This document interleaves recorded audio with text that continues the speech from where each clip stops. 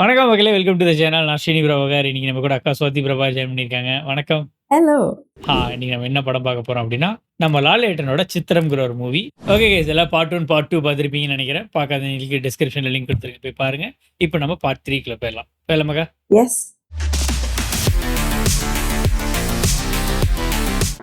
ഇവിടെ നിർത്തൂ. ஓடிஸா? இல்ல. ஓ! வந்திருக்கான். Alright. இது ஒரிஜினல் விஷ்ணு. அதான். ഇതാരാണെന്നറിയോ? നിന്റെ ഭാര്യയുടെ ഭർത്താവ്. നിന്റെ എല്ലാ കള്ളക്കളികളും പൊളിക്കാനുള്ള എന്റെ തുറുപ്പ് ഗുലാൻ. അമ്മാമ്മയുടെ മുമ്പില് നീ വിഷ്ണുവാണോ പരമശിവനാണോ എന്ന് തെളിയിക്കുന്നത് ഇന്നായിരിക്കും. ഈ തായത്ത് എന്റെ കഴുത്ത് കിടന്നാലും നല്ല ഭംഗിയുണ്ടാവും. അരുത്, പോവരുത്, മാറണ വഴിന്ന്. ആ പാവ മനുഷ്യനെ വെറുതെ വിഷമിപ്പിക്കരുത്. എടാ, നീ നേരെ നടന്ന് ഈ വഴിക്ക് അങ്ങോട്ട് പോയിക്കോ, അതാ നിനക്ക് നല്ലത്. ரைட். Fight started. ஒரு ஃபைட் ஆகல.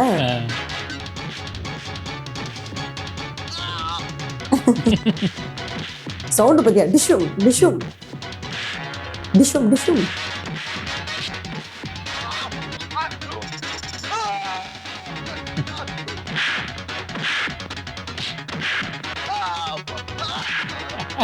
இவர் வேற குறுக்க மறுக்க வந்துட்டு இருக்காரு.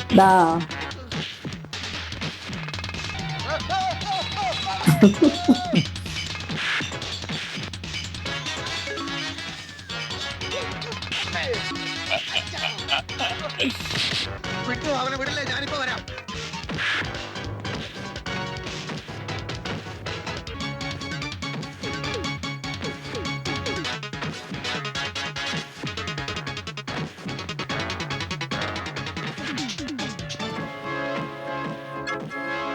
அச்சச்சோ. டென்ஷன் ஆயிட்டாரு. At some point it is bound to happen. Yes, reveal ആക്കി തന്നെ ആകണം. അപ്പൊ താനാണ് എന്റെ മോളെ വിവാഹം ചെയ്യാനിരുന്നത് അല്ലേ? അതെ അമ്മാമേ, ഇദ്ദേഹത്തിന്റെ സ്ഥാനത്താണ് അവൻ. നിന്നോട് ചോദിച്ചില്ല. ഇവനെയാണോ നീ സ്നേഹിച്ചിരുന്നത്? ചോദിച്ചത് കേട്ടില്ലേ? മാംസക്ക് ആപ്പിപ്പോ. അപ്പോ നിങ്ങൾ എല്ലാവരും ചേർന്ന് എന്റെ മുമ്പിൽ ഒരു കപട നാടകം കളിക്കായിരുന്നു അല്ലേ? കൈമളെ, താനും ഇവളും കൂടി എന്നോട് കാണിച്ച ഈ കള്ളക്കളി ശരിയാണ് എന്ന് താൻ വിശ്വസിക്കുന്നുണ്ടോ? വേദനിപ്പിക്കാതിരിക്കാനാണ് ഞാൻ ചോദിച്ചത്. ചെയ്തത് ശരിയാണോ തെറ്റാണോ എന്ന് മാത്രമാണ്. തെറ്റാണ്. അല്ല, ശരിയാണ്. ഇല്ലെങ്കിൽ എനിക്ക് ഇത്രയും നല്ല ഒരു മരുമോനെ കിട്ടില്ലായിരുന്നു. എന്റെ മോൾക്ക് ഒരു നല്ല ഭർത്താവിനെ കിട്ടില്ലായിരുന്നു. കൊള്ളാടോ കൈമളെ, നിങ്ങൾ എന്നോട് ചെയ്ത ഏറ്റവും വലിയ ഫേവറാണ് എനിക്കും എന്റെ മോക്കും വിഷ്ണുവിനെ തന്നത്. ഓ, സത്യം എന്നെ അറിയിച്ചതിന് നന്ദി. Now get out. அவ்வளவுதான் முடிஞ்சு. Nice daddy.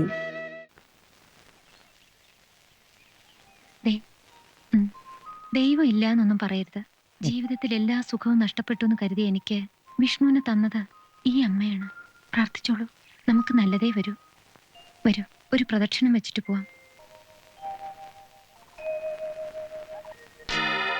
Who is this? Actual twisting இதா இருக்கு. இப்பதான் மோகன்லாலோட பேக்ரவுண்ட் தெரியும் நினைக்கிறேன். இவர் யார்? காசு தரணும்ல அவருன்னு நினைக்கிறேன்.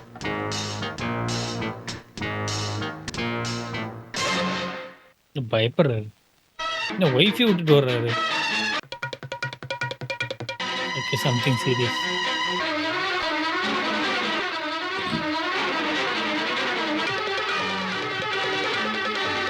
திடீர் என்ன ரொம்ப நேரம் ஓடுன மாதிரி കാണിക്കறாங்களോ? ആയിട്ട് ബ്ലഡി റാസ്കൽ പറ്റിച്ചിട്ട് കടന്നു കളയാമെന്ന് വിചാരിച്ചു അല്ലേടാ? யாரு? Very nice to meet you. Vishnu അമ്മാവനെ കുറിച്ച് എപ്പോഴും പറയും. മകൻ ഇവിടെ വന്നിരുന്നു. മകൻ രാമകൃഷ്ണൻ ഇവിടെ വന്നിട്ടുണ്ടായിരുന്നു. ഓ ഇംഗ്ലീഷ് ട്യൂഷൻ പറയുന്ന ആ, അതെ അതെ അതെ. he was a nice boy. അച്ഛന്റെ അതേ ഛായ അല്ലേ കൈമളെ? ஏன் இவர் என்ன ஸ்டில் நடிக்கிறாரு? തോക്കൊക്കെ ആയിട്ട് ഈ ഹണ്ടിങ് വേട്ട അങ്കിളിന്റെ ഒരു ശീലമായി പോയി. തോക്കും ജീപ്പും എപ്പോഴും ഒരു ഹാബിറ്റ്. Okay, take rest. വരൂ. പുതിയൊരു കള്ളനെ കൂടി ഇറക്കുമതി ചെയ്തിരിക്കുകയാണല്ലേ?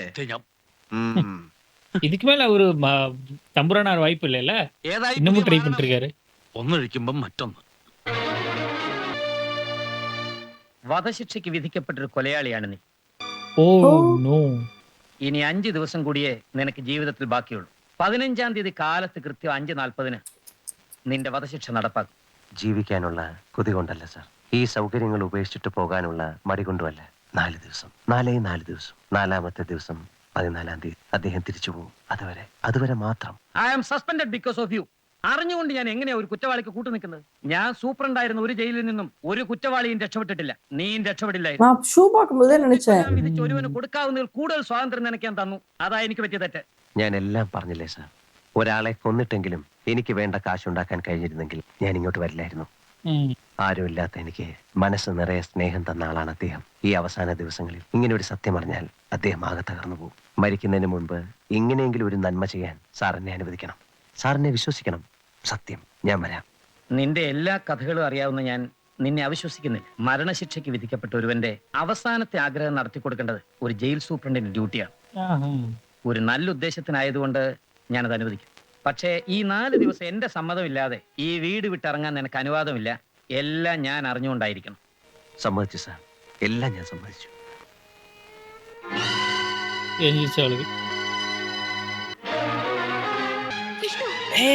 அவரு வக்கீல் தானா?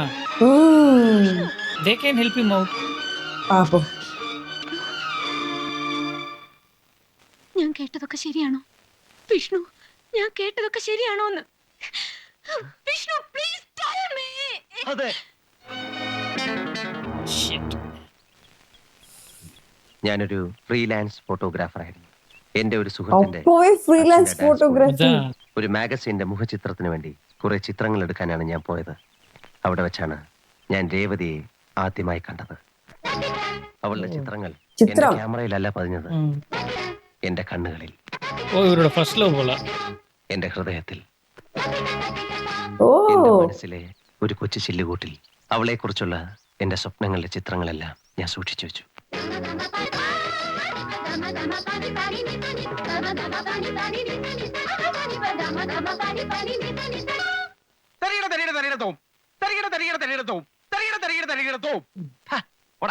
എന്നെ കൊണ്ട് ഇങ്ങനൊന്നും ചെയ്യാൻ വയ്യ. എന്നാ എളുപ്പ പണിയുണ്ട്.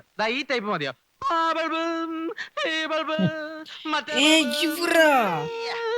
നന്നായിരിക്കുന്നു. പിന്നെ നീ ഇന്നലെ പറഞ്ഞില്ലേ നിനക്ക് ഡാൻസ് ക്ലാസ് ചേരണമെന്ന്? ഒറ്റ ചവിട്ടി ഓടി തന്നോണ്ടല്ലോ.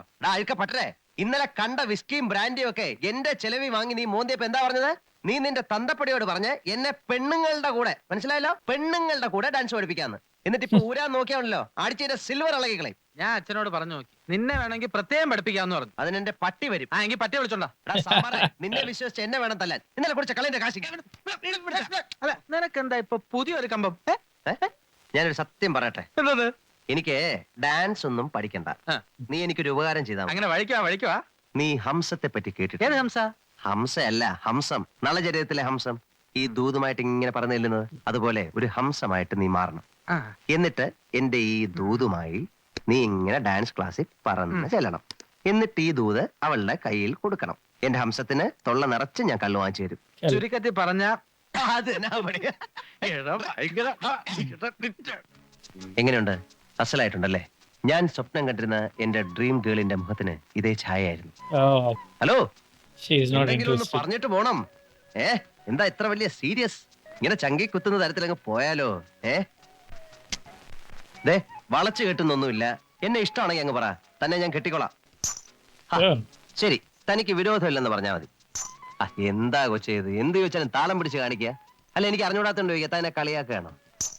yes ன்னு அர்த்தம் போல டபுள் டாப் பண்ணா. ശരി, തന്നെ എനിക്ക് ഇഷ്ടമല്ലെന്ന് താൻ പറ, ഞാൻ പോയിക്കോളാം. ഇതെന്താ ഇത്? രണ്ടിലൊന്ന് അറിഞ്ഞിട്ട് എന്നെ നിക്കവിടെ. ஓ உங்களுக்கு வாய் பேச வரல. എന്തെങ്കിലും ഒന്ന് പറഞ്ഞിട്ട് പോയാൽ മതി. കുറെ നാളായി ഞാൻ എന്റെ കാലിലെ തൊലിയും കളഞ്ഞ് നടക്കാൻ തുടങ്ങിയിട്ട്. ஓ. இதுக்கு ஏன் சோக மியூசிக் போடுறீங்க? அதானே ആഡഡ് ബോണസ് தானே അവർക്ക്. പെൺപിള്ളേര് വഴി നടക്കാൻ സമ്മതിക്കില്ല അല്ലേടാ? നടക്കണ സ്റ്റേഷനിലേക്ക്. ഞാൻ അതിനൊന്നും പറഞ്ഞില്ലല്ലോ. പിന്നെ പെണ്ണിന്റെ പിന്നാലെ വായി നോക്കി നടന്നോ? നടക്കണ സ്റ്റേഷനിലേക്ക്. എങ്ങനെ നടക്കാൻ പറഞ്ഞ അങ്ങനെ നടക്കാൻ നോക്കൂ? ഞാൻ കല്യാണം കഴിക്കാൻ പോകുന്ന പെണ്ണിന്റെ പിന്നാലെ വായി നോക്കി നടന്നാ തനിക്ക് എന്താണോ നഷ്ടം? കല്യാണക്കാര്യം നീ മാത്രം തീരുമാനിച്ചാ മതിയോ? പിന്നെ എന്റെ കല്യാണക്കാരൻ ഞാൻ அவங்க அப்பா நினைக்கிறேன். പോലീസിന് എന്താ പൊന്നൊരുക്കുന്നിടത്ത് കാര്യം? എനിക്ക് ഉണ്ടടാ കാര്യം. കാര്യം ഞാൻ ആ പെണ്ണ് തന്ന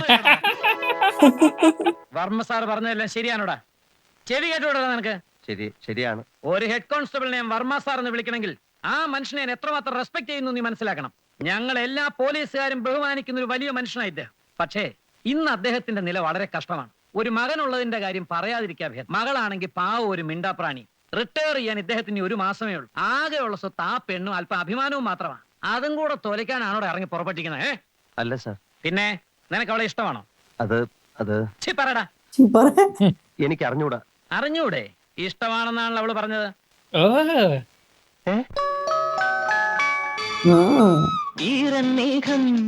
I think she's no more.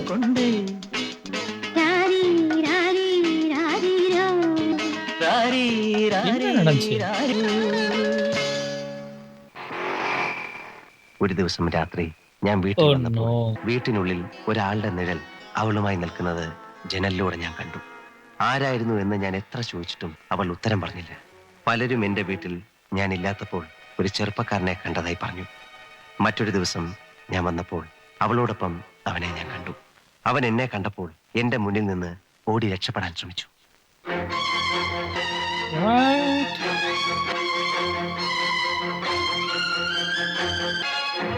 കത്തി. അയ്യോ, ഓ ഇറ്റ്സ് an accident. ആ തമ്പിയാ. இத முன்னாடியே சொல்லிருக்கலாம். ഞാൻ എന്റെ രേവതിയെ കൊന്നു. പോലീസ് തേടിക്കൊണ്ടിരുന്ന ഒരു നക്സലൈറ്റ് ആയിരുന്നു അവളുടെ അനിയനെന്ന് ഓ പിന്നീടാണ് ഞാൻ മനസ്സിലാക്കിയത്. പലപ്പോഴും അവൻ അവളുടെ കയ്യിൽ നിന്ന് പണം വാങ്ങാനായിരുന്നു വന്നത്. ഞാൻ എങ്ങനെ പ്രതികരിക്കുമെന്ന് ഭയന്നിട്ടാവാം അവനെക്കുറിച്ചൊന്നും അവൾ എന്നോട് പറയാതിരുന്നത്. ഞാൻ ആകെ തകർന്നുപോയി കല്യാണി. കുറ്റബോധത്തോടെ കോടതിയിൽ നിന്നപ്പോ ഞാനൊന്നും എതിർത്തില്ല. അവർ തരുന്ന എന്ത് ശിക്ഷയും അധികമല്ല എന്ന് എനിക്കറിയാമായിരുന്നു. അത്രയ്ക്ക് പാപിയാണ് ഞാൻ. പിന്നീടൊരിക്കൽ എന്റെ കഷ്ടപ്പാടുകൾ നിനക്കറിയാമല്ലോ. നിന്റെ കുഞ്ഞിനെ അനാഥാലയത്തിൽ കൊണ്ടുവിടുകയല്ലാതെ മറ്റൊരു വഴിയും ഞാൻ കണ്ടില്ല. ഓ ഇനി പയ്യന് ഇപ്പൊ ഞാൻ വന്നത് ഒരു കാര്യം പറയാനാണ്. ഞാൻ ഓർഫനേജിലെ ഡോക്ടറെ കണ്ടിരുന്നു. ഊമയായ നിന്റെ മകന് ഒരു ഓപ്പറേഷൻ നടത്തിയാൽ സംസാരിക്കാൻ കഴിയുമെന്നാണ് അദ്ദേഹം പറഞ്ഞത്. പക്ഷേ ഒരു 10,000 രൂപയോളം ആവും. നിന്റെ കയ്യിൽ? എന്റെ കയ്യിലുള്ളതെല്ലാം കൊണ്ട് കടവും കടപ്പാടും ഒക്കെ തീർത്തില്ലേ? എന്റെ ഗതി നിനക്കറിയാമല്ലോ. ഇങ്ങനെയുള്ള ചെറിയ സഹായങ്ങളൊക്കെ എനിക്ക് ചെയ്യാനൊക്കും. ഓപ്പറേഷനുള്ള പണം ഞാൻ എങ്ങനെയെങ്കിലും ഉണ്ടാക്കാം. നീ പൊയ്ക്കോ. അനാഥനാണെങ്കിലും എന്റെ മകന് രൂപയാകാതിരിക്കാനാണ് ഞാൻ ജയിൽ ചാടിയത്. ആ പണത്തിന് വേണ്ടിയാണ് ഈ നാടകം വരെ കളിക്കാൻ ഞാൻ തയ്യാറായത്. ഒന്നും മനഃപൂർവ്വമായിരുന്നില്ല. കല്യാണി എന്നോട് ക്ഷമിക്കണം. ஓ இவ்வளவு ஈஸியா பண்ணிச்சிட்டாங்களா? அதானே. ஐயோ யோ யோ யோ யோ எங்க போனாலும் வந்துடுறாரு இவரு. എവിടെയാ കൊലപാതകി? തൂക്കിക്കൊല്ലാൻ കൊണ്ടുപോയോ? എല്ലാം എനിക്കറിയാം. പക്ഷേ ഇത്രയൊക്കെ ആയ സ്ഥിതിക്ക് ഞാനായിട്ടൊന്നും തുലയ്ക്കുന്നില്ല. പക്ഷെ നമ്മൾ അങ്ങോട്ടൊരു ഉപകാരം ചെയ്യുമ്പോ ഇങ്ങോട്ടും എന്തെങ്കിലുമൊക്കെ പ്രതീക്ഷിക്കുമല്ലോ. അതുകൊണ്ട് ഇതിലൊന്ന് ഒപ്പിടണം. എന്താ ഇത്? ഇതെന്താക്കണം എന്ന് ഞാൻ പിന്നെ സൗകര്യപൂർവ്വം തീരുമാനിച്ചോളാം. ഒപ്പിടാൻ വിഷമമുണ്ടെങ്കിൽ പറഞ്ഞാ മതി. ഞാൻ അമ്മാമയായിട്ടൊന്ന് ഡിസ്കസ് ചെയ്ത് ആ തെണ്ടി ചത്തതിന് ശേഷം എന്ത് ചെയ്യണമെന്ന് തീരുമാനിക്കാം. അമ്മാമേ വേണ്ട, ഞാൻ ഒപ്പിടാം. ആ இந்த பொண்ணு படிச்சிருக்கா இல்லையா? படிச்சிருக்காங்க பட் எமோஷனல் இடியட். നല്ല അനുസരണയുള്ള പെൺകുട്ടി. ആ നമ്പ്യാന്മാരെ വെല്ലുവിളിക്കാൻ കൈമൾമാർ വളർന്നിട്ടില്ല എന്ന് മനസ്സിലാക്കിക്കോളൂ. തെളിയിക്കാമെങ്കിൽ തെളിയിച്ചോ എന്ന് വീമ്പളക്കിയില്ലേ? ചിലതെല്ലാം ഞാൻ തെളിയിച്ചിട്ടുണ്ട്. இந்த மாதிரி ஸ்னேக்ஸ் எல்லாம் வீட்டுக்குள்ளேயே விடக்கூடாது. എന്താ മോളെ ഇത്? എന്താ പറഞ്ഞതിന്റെ അർത്ഥം? ഇനി എന്നെ തൊടാൻ ആരും ധൈര്യപ്പെടില്ല അമ്മേ. അമ്മയ്ക്കറിയോ, അവൻ ഒരു ജയിൽ ചാടിയ കൊലപാതകിയാണ്. അവനെ കൊല്ലാൻ കൊണ്ടുപോകാൻ വേണ്ടിയാണ് ആ മീശക്കാരൻ ഇവിടെ വന്നിരിക്കുന്നത്. അമ്മാമ പോകുന്നത് വരെയുള്ള ഒരു അഡ്ജസ്റ്റ്മെന്റ്. ഇത് അമ്മാമയോട് പറയും എന്ന് പറഞ്ഞാണ് ഞാൻ ഇതിൽ ഒപ്പിട്ട് വാങ്ങിയത്. വേണ്ട മോനെ, അവനെ ദ്രോഹിച്ചിട്ടുള്ളത് ഒന്നും നമുക്ക് വേണ്ട. വേണം. തായത്ത് കെട്ടാതെ തമ്പുരാനാവാൻ പറ്റുമെന്ന് ഞാനൊന്ന് നോക്കട്ടമ്മേ. அவன் செஞ்ச நல்லது இப்ப காப்பாத்து போகுது. இப்போ മട്ടിക്കിട്ടാപ്പുള്ള ആ പേപ്പർ ഇങ്ങതാ. അമ്മാമയെ കിടിലം കൊള്ളിക്കുന്ന ഒരു സത്യം പോക്കറ്റിലിട്ട് അമ്മാനമാടിക്കൊണ്ടാണ് ഞാൻ ഇവിടെ നിൽക്കുന്നത് എന്ന് നിനക്കറിയാമോ? വൈകുന്നേരം വരെ വെള്ളം കോരിയിട്ട് വൈകിട്ട് കുടമിട്ട് ഉടക്കണോ? എന്റെ ഓരോ നീ എന്ത് ചെയ്യും? നീ തൂക്കിക്കൊല്ലാൻ വിധിക്കപ്പെട്ട ഒരു ജയിൽ പുള്ളിയാണെന്നുള്ള സത്യം ഞാൻ അമ്മാമയോട് പറയും. ഇല്ല, നീ പറയില്ല. ഒരു കൊലപാതകം ചെയ്താൽ ഈ രാജ്യത്ത് കിട്ടാവുന്ന ഏറ്റവും വലിയ ശിക്ഷയാണ് മരണശിക്ഷ. രണ്ട് കൊല பண்ணாலதான் ചെയ്താലും അതിൽ കൂടുതലൊന്നും സംഭവിക്കില്ല.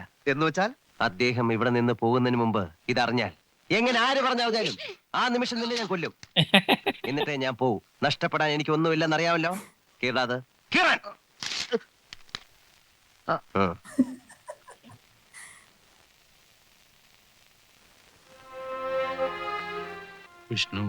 വിഷ്ണുവിനെ കുറിച്ച് എന്നോടൊന്നും പറഞ്ഞില്ല. കല്യാണിയുടെ ഭർത്താവിന്റെ വേഷം കെട്ടാൻ ഒരു നടൻ. അതിനപ്പുറം വിഷ്ണുവിനെ കുറിച്ച് ഞാനും ആലോചിച്ചില്ല. വിഷ്ണു ചെയ്ത കുറ്റം തികച്ചും പേഴ്സണലാണത്. ഇപ്പോ അതിനെപ്പറ്റി ഞാൻ എന്തെങ്കിലും പറയുന്നത് ശരിയല്ല. പക്ഷേ എല്ലാം അറിഞ്ഞിരുന്നുകൊണ്ട് എന്തിനാണ് അവളെ മോഹിപ്പിച്ചത്? എന്തിനാണ് അവളുടെ ജീവിതം കൂടി തൊലച്ചത്? ഒന്നിനും എനിക്ക് മറുപടിയില്ല. ഒരു ജീവിതത്തെക്കുറിച്ച് സ്വപ്നം കാണാനുള്ള അവകാശം പോലും ഇല്ലാത്തവനാണ് ഞാൻ. എനിക്കറിയാം. എന്നിട്ടും എനിക്ക് പോലും അറിയാത്ത എൻ്റെ മനസ്സ് ഞാൻ പോലും അറിയാതെ വിട്ടുപോയി. പാടില്ലായിരുന്നു, അരുതാത്തതായിരുന്നു, അറിയാം. ഒന്നും അറിഞ്ഞുകൊണ്ടല്ല. എല്ലാം അവസാനിക്കും മുമ്പ് ഒരു നല്ല ഒഴിവ് കാലം നിങ്ങൾ എനിക്ക് തന്നു. നന്ദിയുണ്ട്. അവസാനമായി എനിക്കൊന്നേ പറയാനുള്ളൂ. എന്നോട് ക്ഷമിക്കണം. മാപ്പ്. മാപ്പ് പറയേണ്ടത്, ക്ഷമ ചോദിക്കേണ്ടത് എന്നോടല്ല. വേണ്ട, വിഷ്ണു ഒന്നും പറയരുത്. ഞാൻ ഉറപ്പിച്ചു, വിഷ്ണു ഇവിടുന്ന് പോയാൽ എനിക്കൊരു വിധവയുടെ ജീവിതമേ ഉള്ളൂ. ചിതയുണ്ടെങ്കിൽ കൂടെ ചാടാനും ഞാൻ തയ്യാറാണ്. ഞാൻ ആരെയും കുറ്റപ്പെടുത്തുന്നില്ല, എന്റെ വിധിയെ പോലും. ഒന്നു മാത്രമേ എനിക്ക് ആഗ്രഹമുള്ളൂ. അച്ഛൻ ഇതൊന്നും അറിയരുത്. അവസാനത്തെ ഒഴിവുകാലത്തിന്റെ കുറെ നല്ല ഓർമ്മകളുമായി അദ്ദേഹം തിരിച്ചു വയ്ക്കട്ടെ.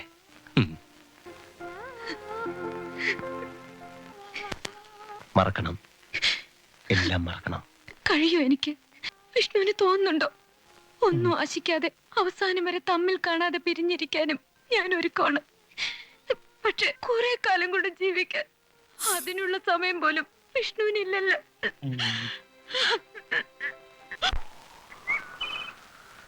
മിസ്റ്റർ കൈമൾ, നിങ്ങൾ എന്തോ ഒരു കാര്യം പറയാനുണ്ടെന്ന് പറഞ്ഞ് എന്നെയും വിളിച്ചോണ്ട് നടക്കാൻ തുടങ്ങിയിട്ട് നേരം കുറെ ആയല്ലോ. എന്താ ഇനിയും പറയാറായില്ലേ?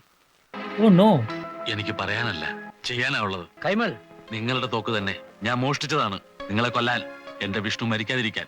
നിങ്ങൾക്കല്ലാതെ മറ്റൊരാൾക്കും അവൻ എവിടെയുണ്ടെന്ന് അറിയില്ല. He's a criminal, murderer. തൂക്കിക്കൊല്ലാൻ വിധിക്കപ്പെട്ടവനാണ് അവൻ. അവനെ പ്രൊട്ടക്ട് ചെയ്യാൻ എനിക്കാവില്ല. നിങ്ങൾക്ക് എന്നെ കൊല്ലണമെങ്കിൽ കൊല്ലാം, പക്ഷെ അതുകൊണ്ട് അവൻ രക്ഷപ്പെട്ടു എന്ന് അർത്ഥമില്ല. പക്ഷേ സാർ, ലായർ തന്നെ. അവൻ അറിയാതെ ചെയ്ത ഒരു തെറ്റിന് മാപ്പ് കൊടുക്കാൻ അത് ഞാനല്ല ചെയ്യേണ്ടത്. കോടതി മുറിയിൽ ഞാൻ കൊന്നു എന്ന് മാത്രമാണ് അവൻ പറഞ്ഞത്. ഒരു അഡ്വക്കറ്റിനെ വെക്കാനോ വാദിക്കാനോ അവൻ തയ്യാറായില്ല. ഇനിയെങ്കിലും എന്തെങ്കിലും ഒരു പഴി. Sorry, it's to late. നിങ്ങൾ ഒരു അഡ്വക്കേറ്റ് അല്ലേ? നിങ്ങൾക്കറിയില്ലേ അവനെ തൂക്കിക്കൊല്ലാൻ ഇനി 2 ദിവസം മാത്രമേ ഉള്ളൂ. ഇല്ല, ഞാൻ അവനെ വിടില്ല. ഞാൻ കൊണ്ടുപോകും. അവന്റെ അവസാനത്തെ ഒരു ആഗ്രഹം സാധിച്ചോട്ടെ എന്ന് കരുതി മാത്രം ഞാൻ കാത്തു നിൽക്കുകയാണ്. എന്റെ സസ്പെൻഷൻ ഓർഡർ വാങ്ങി ഞാൻ ജയിലിൽ നിന്ന് ഇറങ്ങുമ്പോ അവന് വേണ്ടിയുള്ള തൂക്കുകയർ തയ്യാറാക്കി വെക്കാൻ പറഞ്ഞിട്ടാണ് ഞാൻ പോകുന്നത്. I have to take it. കൊല്ലണമെങ്കിൽ നിങ്ങൾക്ക് എന്നെ കൊല്ലാം. But remember, no criminal escapes forever. கீழா மாத்தி காப்பாத்துங்க boss. Professional use your brain. Holy angels orphanage. ஓ, நம்ம போய் குட்டி வந்துட்டாங்க அவங்க பையனை. ஓ, அவங்களுக்கு அவங்க வயசு மாதிரி இருக்கு பாக்க. ஏய் வா. டுகு டுகு டு. ஏய் வா கோட்டா. வாடா. வா.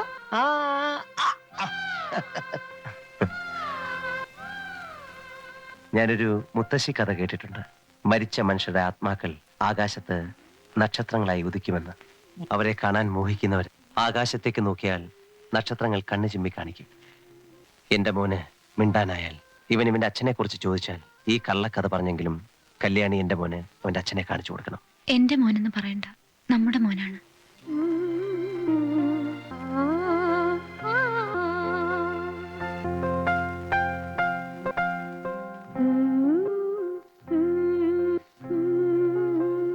പറഞ്ഞതുപോലെ എല്ലാ സ്വത്തുക്കളും മിസ്റ്റർ ആൻഡ് മിസ്സിസ് വിഷ്ണുവിന്റെ പേരിലാക്കി എഴുതിയിട്ടുണ്ട്. സഹോദരിക്കും കുട്ടികൾക്കും ഉള്ളത് വേറെയും.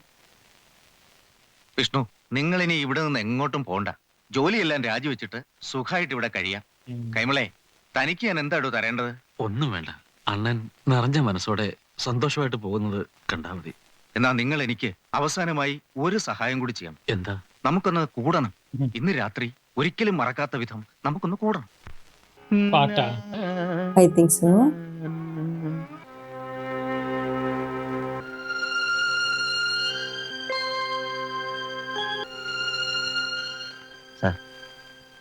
ജീവിക്കാൻ ഇപ്പം ഒരു മോഹം തോന്നുന്നു.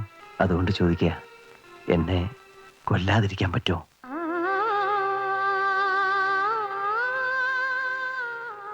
ഇല്ല അല്ലേ? സാരല്ല.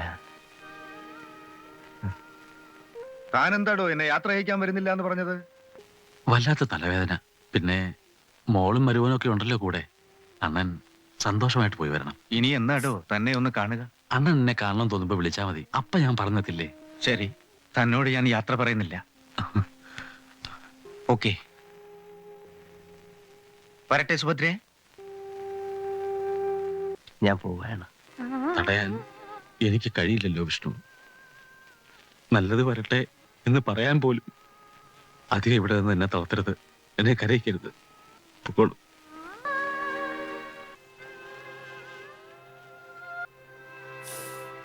പോയിട്ട് വരട്ടെ എന്നോ ഇനിയും കാണാമെന്നോ പറയാൻ എനിക്ക് കഴിയില്ല.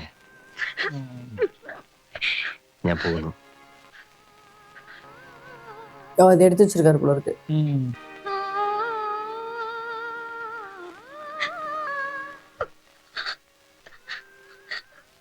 വരട്ടെ തമ്പ്ര.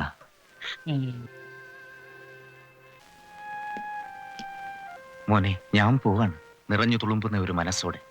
വിഷ്ണു, നിന്നെ കിട്ടിയ എന്റെ മോളും ഞാനും ഭാഗ്യം ചെയ്തവരാ. ഇന്നുവരെ ഞാൻ നിന്നോടൊന്നും ആവശ്യപ്പെട്ടിട്ടില്ല. ഞാനൊന്ന് ചോദിച്ചോട്ടെ? എനിക്കൊരു മോഹമുണ്ട്, പറഞ്ഞോട്ടെ? പറയൂ. നിങ്ങൾക്കൊരു മോനുണ്ടായ എന്റെ പേരിടണം രാമേന്ദ്ര. മോളായ ഭവാനി എന്ന് വിളിക്കണം. ഇവിടെ അമ്മയുടെ പേരാ. എന്റെ അവശേഷിച്ച ഒരേ ഒരു മോഹം.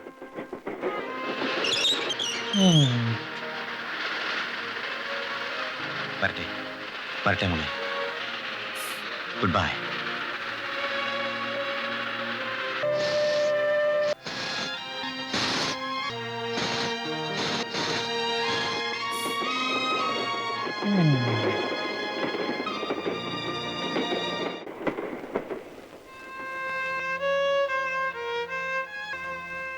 കല്യാണി, എനിക്കൊരു അപേക്ഷയുണ്ട്.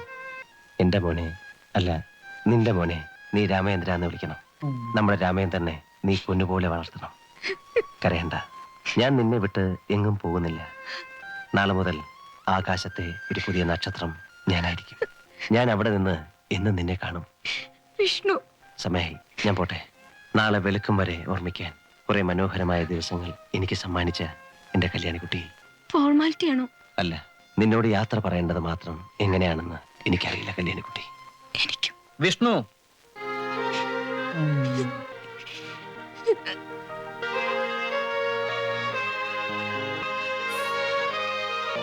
ஒராள் உட்கார்ற மாதிரி ஜீப்பா. Oh, that's it. Okay. No fairy tale ending. நீ சொல்லு, உனக்கு என்ன பிடிச்சிருந்துச்சு படத்துல?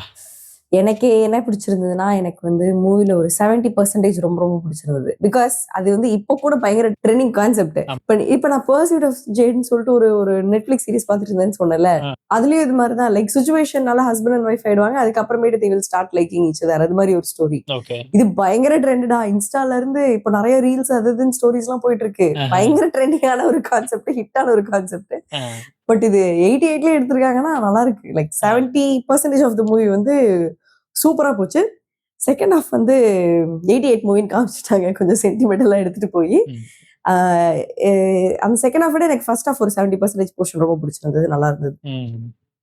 நானும் அதே சொல்ல வந்தேன். ஆக்சுவலி ஸ்டோரி வந்து பயங்கர வேற ஃப்ரெஷ்ஷான கான்செப்ட் மாதிரி இருக்கு. ஆனா பார்த்தா 88ல எடுத்த இது ஸ்டில் ரெலவெண்ட் தான். ஐ மீன் ஹியூமன் எமோஷன்ஸ் வந்து எப்பயுமே ரெலவெண்ட்டுங்கிறத ப்ரூஃப் பண்ணு தான் சொல்லணும். அதுவும் எஸ்பெஷலி அரவுண்ட் மேரேஜஸ் இதெல்லாம் வந்துட்டு நிறைய திங்ஸ் இன்வால்வ், ரைட்? ஸோ அதெல்லாம் வந்துட்டு பயங்கர நியூவான்ஸ்டாக வந்து காட்டியிருந்தாங்க. எல்லாருமே செம்மையாக நடிச்சிருந்தாங்கப்பா, குறையே சொல்ல முடியாது. அவங்க ரோல் அவங்க பக்காவே பண்ணியிருந்தாங்க. அது ஹீரோயின்லாம் செம்மையாக நடிச்சிருந்தாங்க, சான்ஸே இல்லை, சூப்பராக நடிச்சிருந்தாங்க. ஸ்டார்டிங்கில் அவங்களுக்குள்ளே நடந்த ஃபைட்ஸ், அவங்களுக்குள்ளே இருந்த மிஸ் அண்டர்ஸ்டாண்டிங்ஸ் அதெல்லாம் பார்க்குறப்ப வந்து அவ்வளோ நேச்சுரலாக இருந்துச்சு. இது ரொம்ப என்ஜாயபுளாக இருந்துச்சு. அதுவும் இது வந்து ப்ராப்பரான ஒரு ஸ்க்ரீன் பிளேவில் தான் அதில் அச்சீவ் பண்ண முடியும். சும்மா ரேண்டமாக காட்டலாம், இவங்களுக்குள்ள சண்டை போயிட்டு இருக்கிறதுக்காக ஒரு 2 சீன் வச்சுட்டு போயிருக்கலாம். பட் அந்த கிராஜுவலான சேஞ்சஸை வந்து ப்ராப்பராக காட்டியிருந்தாங்க.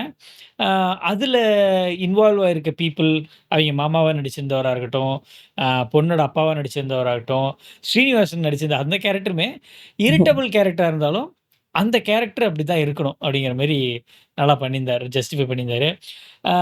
ஸ்ரீனிவாசன் அவரோட அம்மாவா, அந்த கேரக்டருமே சூப்பரா பண்ணியிருந்தாங்க. ஆல்மோஸ்ட் வந்த எல்லா கேரக்டருமே மனசுல நிக்கிற மாரி கேரக்டரா இருந்துச்சு. அவங்க ரோல பெர்ஃபெக்ட்டா பண்ணியிருந்தாங்கன்னு சொல்லணும். எனக்குமே நீ சொன்ன மாரி ஃபர்ஸ்ட் ஹாஃப் முடிஞ்சு அந்த போலீஸ் வர வரைக்குமே எனக்கு படம் வந்து செம்மையா போச்சுன்னு தான் சொல்லணும். சான்ஸே இல்ல, சூப்பரா போச்சு. ஒன்ஸ் அந்த போலீஸ் வந்ததுக்கப்புறம் எனக்குமே வந்து ஒரு சின்ன இது இருந்துச்சு. நான் என்ன நெனச்சேன்னா, he must have cheated someone financially or uh. ஏதோ ஒண்ணு பேடான திங் பண்ணியிருக்காருங்கிறது தெரிஞ்சுது. But not to the extreme of murder. மர்டர்னாலும் நாட் ஜஸ்ட் எனி மர்டர். அவங்க ஒய்ஃபே மர்டர் ம். பண்ணியிருக்காரு. சர்கம்ஸ்டான்ஷியல் தான். பட் அது கொஞ்சம் அன்எக்ஸ்பெக்டடா தான் இருந்துச்சுன்னு சொல்லணும். நான் கெஸ் கூட பண்ணல அவருக்கு மேரேஜ் ஆகி பையன் இருக்குங்கிறது. அது ஆமா. வந்து எங்கேயுமே கெஸ் பண்ண சான்ஸே இல்ல. ஸ்டோரி ஆரம்பிச்ச 10 நிமிஷத்திலே தெரிஞ்சு போச்சு. ஓகே, இவங்க 2 பேத்துக்கு மேரேஜ் ஆகி ஐ மீன் ஃபிக்ஸ் பண்ண போறாங்க. சும்மா நடிக்க போறாங்க. But at the end of the day love பண்ண போறாங்க. அப்படின்னு தான் நெனச்சேன். சிம்பிளா தான் இருக்க போகுதுன்ட்டு. பட் அத எடுத்துட்டு போன விதம் வந்து hats off to the director Priyadarshan. Of course I don't agree with the ending தான் சொல்லணும். ஐ மீன் நான் ஒண்ணும் பெரிய ஆள் கிடையாது அக்ரி பண்ற அளவுக்கு. பட் நம்ம எக்ஸ்பெக்ட் ஆ பண்ண எண்டிங் இல்ல அது. ஆஸ் அ தமிழ் வியூவர் நான் வந்து I am used to seeing good I mean happy endings. So இத பார்க்குறப்போ ஓகே, ப்ராக்டிகலா தான் பண்ணியிருக்காங்க. ரியல் லைஃப்ல வந்து எப்படின்னா not every time there will be a fairy tale end அப்படிங்க எண்டிங் கரெக்ட்டா. ஸோ ப்ராக்டிகலா முடிச்சிருக்காருன்னு தான் சொல்லணும். I wish the ending was happy. But it is what it is. சூப்பரா பண்ணியிருந்தாங்க தான் சொல்லணும். ஐ மீன் எனக்கும் அதேதான். டைரக்டரோட நான் வந்துட்டு டைரக்டரோட விஷன வந்து நம்ம I think we should try to understand the director's vision if not criticise. எனக்கு வந்து நான் எப்படி எடுத்துக்க போறேன்னா, ஓகே அந்த 30% ஆஃப் த போர்ஷன் வந்து அவங்க பிளான் பண்ணி வச்சிருந்தா அது ஒரு ஃபுல் ஸ்டோரியில ஒரு பார்ட். என்ன பொறுத்த வரைக்கும் 70%ல இந்த ஸ்டோரி முடிஞ்சிருச்சு. பிகாஸ் யா. நம்ம வந்துட்டு நம்ம மைண்ட் எப்ப பார்த்தாலும் நெகட்டிவா இருக்கா, முடிஞ்ச அளவுக்கு பாசிட்டிவா போகணும்னு சொல்லி நான் வந்து அந்த 70%லேயே வந்து அவங்க கல்யாணம் அவங்க ஹாப்பியா இருக்காங்க அப்படின்னு சொல்லி நானா மைண்ட் செட் பண்ணிக்கிறேன். ஆக்சுவலி எனக்கு அந்த போலீஸே வராம இருந்தா கூட எனக்கு ஸ்டோரி எங்கேயே முடிஞ்சுச்சு. அங்கேயே எனக்கு எஸ் ஸ்டோரி முடிச்சு அங்கேயே எனக்கும் எண்டு கார்டு போட்டிருந்தாங்கன்னா ஓகே நைஸ் மூவி அப்படின்னு போயிருப்பேன். ஆமா. இது வந்து நான் ஆக்சுவலி படம் முழுக்க அவரோட பேக்ரவுண்டுக்கு பேக் ஸ்டோரி ஃப்ளாஷ்பேக்காக வெயிட் பண்ணிட்டு இருந்தேன்னா ஒன்ஸ் ஒரு ஃப்ளாஷ்பேக் தெரிஞ்சதுக்கப்புறம் ஏண்டாகிற மாதிரி இருந்துச்சு. ஃப்ளாஷ்பேக்கு தெரிஞ்சுக்காம இருந்திருக்கலாம் அப்படின்னு தோணுச்சு. But I think that's the point of the movie. Yeah, well done. கண்டிப்பாக சொல்லி ஆகணும். 88ல இதை பண்ணதுங்கிறது தான் ஃபினாமினலான திங். அதான் ஆமா. 88ல சான்ஸ் இல்லை. Photography, freelance freelance photography. அப்புறம் அதில் யூஸ் பண்ண இங்கிலீஷ் கான்ஸ்டண்ட்டாக வந்து ஏதோ ஒரு இங்கிலீஷ் வேர்ட்ஸ் இருந்துக்கிட்டே தான் இருந்துச்சு. அதுவுமே வந்து ஷாக்கிங்காக தான் இருந்துச்சு. அவ்வளோ காமனான திங்கா அந்த டைமில் அப்படிங்கிறது எனக்கு தெரில. இப்போ காமன் தான். ஏன்னா ஆல்மோஸ்ட் எல்லாருமே இங்கிலீஷ் மீடியம் தான் படிக்கிறோம். பட் 88ல நார்மல் கான்வர்சேஷன்லேயும் இங்கிலீஷ் வேர்ட்ஸ் மிக்ஸ் பண்ணி பேசுகிறங்கிறது எனக்கு வந்து ஒரு கல்ச்சுரல் ஷாக்காக தான் இருந்துச்சு. எனக்கும் அண்ட் லாலேட்டனோட ஆக்டிங் 2 ஃப்ளாஷ்பேக்கில் வந்து டிஃப்ரெண்ட் ஆளாகவே இருக்கார் லுக்கில். ஆமா. இதுலேயுமே வந்து டிஃப்ரெண்ட் லுக் இருந்துச்சு. அந்த ஒரு இன்னசென்ட்டான சிரிப்பு எங்கெங்கெல்லாம் இருக்கணுமோ அங்கே வந்து ப்ராப்பரான இன்னசென்ட்டான சிரிப்பு, காமெடி டைமிங்காக இருந்தாலும் சரி, அந்த பழி வாங்குறப்போ அந்த சின்ன முரட்டுத்தனமாக இருந்தாலும் சரி, இது எல்லாமே நல்லா ஒர்க் அவுட் ஆயிருந்தது சொல்லணும். ஓவரால் ஒரு குட் எக்ஸ்பீரியன்ஸ் தான் சொல்லணும். எனக்கு வந்து ஃபஸ்ட்டு 2 ஹவர்ஸ் போனதே தெரில. கண்ணிமிக்கிறதுக்குள்ளே போன மாதிரி இருந்துச்சு. Good watch. நானும் பயங்கரமா என்ஜாய் பண்ணேன். ஓகே கைஸ், உங்களுக்கும் இந்த படம் பிடிச்சிருக்குன்னு நினைக்கிறேன். உங்களுக்கு இந்த வீடியோ பிடிச்சிருந்துச்சு அப்படின்னா லைக், ஷேர், கமெண்ட், சப்ஸ்கிரைப் பண்ணுங்கள். மீண்டும் அடுத்த வீடியோவில் சந்திப்போம். நன்றி, வணக்கம். பாய் பாய்.